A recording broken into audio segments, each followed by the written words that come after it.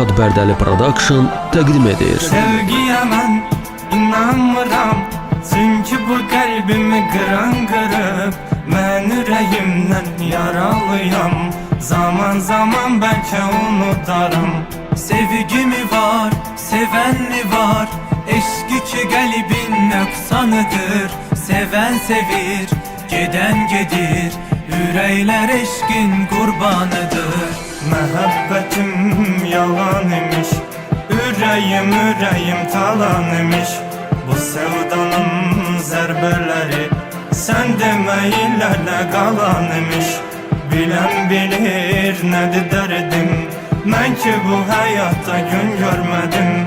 Sevdim onu gönül verip, keşke sonu evvelden bileydim. Sevgiye ben inanmıram, çünkü bu kalbimi kıran kırıp ben yüreğimden yaralıyam. Zaman zaman belki unutarım. Sevgi mi var, seven mi var? Eşk iki kalbin nöksanıdır. Seven sevir, giden gedir. Yürekler eşkin kurbanıdır.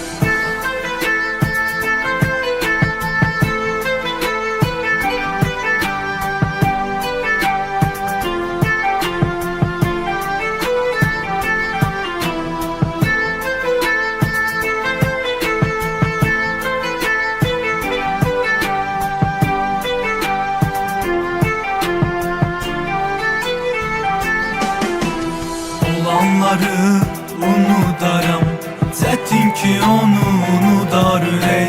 Gözümdeki yaşı kurudaram, bu kadar sevmezdim bilsem gerek.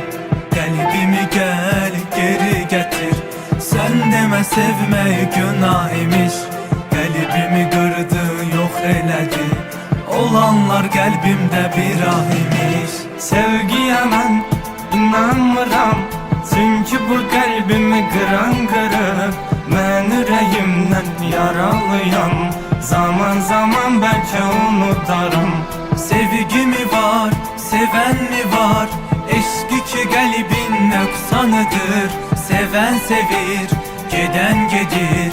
Yürekler eşkin kurbanıdır.